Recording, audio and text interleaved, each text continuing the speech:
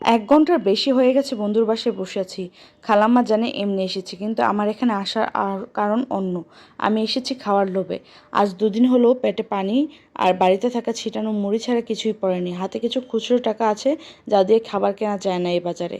এ বাড়িতে যতবার এসেছি খালাম্মা টেবিল ভর্তি খাবার দিয়েছেন, সেজন্যই এসেছি। নিজেকে ছেঁচড়া মনে হচ্ছে খুব, কিন্তু আজ বোধহয় এ বাড়িতে রান্না হয়নি। এতক্ষণ এসেছি, কোনো খাবার এলো না। আমার চোখ শুধু খাবার খুঁজছে, আর কিছুই না। অনেকক্ষণ পর খালাম্মা এলো।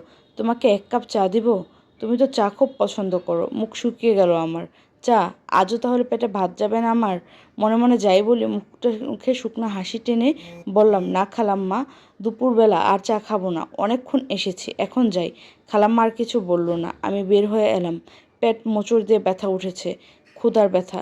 সে খাবার চায়, প্লেট ভর্তি ভাত চায়। আমি রাস্তায় হাঁটছি। গত মাসে আমার মা মারা গেছে। বাবা তো সেই ছোটবেলাতেই হারিয়ে গেছে। কি জানি বেঁচে আছে নাকি মরে গেছে। মাত্র অনার্সে ভর্তি হওয়া আমি কি করব, কোথায় টাকা পাবো কিছুই জানি না এখনো।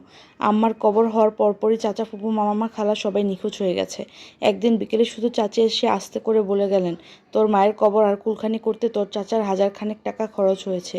সময় করে শোধ করে দিস। তোর ছোট চাচার ফুপুদেরও কিছু টাকা খরচ হয়েছে, তাদের দিয়েটা দিয়ে দিস, আমি হিসাব পাঠিয়ে দেব। সেদিনও আমি সকাল থেকে শুধু লাল চা খেয়ে আছি।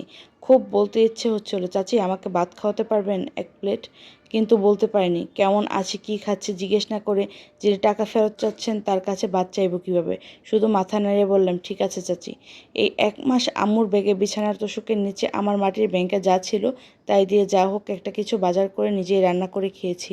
কলেজে গিয়েছি, বাড়ির বিদ্যুৎ বিল দিয়েছি। এখন আর কিছুই নেই। রান্নাঘরে শুকনো খাবারের কৌটাগুলো খালি। বাবা এই বাড়িটা করেছিল বলে মাথা গোঁজার মতো জায়গা অবশ্য হয়েছে। টিউবওয়েলের পানি আছে।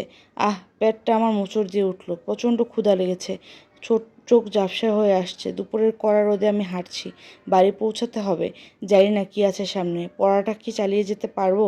মা বাবা ছাড়া আমি কি কারো কাছে কেউ না। না, আর কিছু ভাবতে ইচ্ছে করছে না। চোখের সামনে ভাসছে শুধু সাদা ধবধবে ভাত, ১ থালি ভাত। গল্পটি ফেসবুকের টাইমলাইন থেকে পাওয়া। যাই হোক, যখন পড়ছিলাম তখন খুব খারাপ লাগছিল, তাই ভাবলাম যে গল্পটা সবার সাথে একটু শেয়ার করি। কেমন লাগলো জানাবেন। একটা লাইক, কমেন্ট আর শেয়ার করবেন, অন্যদের দেখার সুযোগ করে দেবেন, আর ফলো করে আমার সঙ্গে থাকবেন। ধন্যবাদ।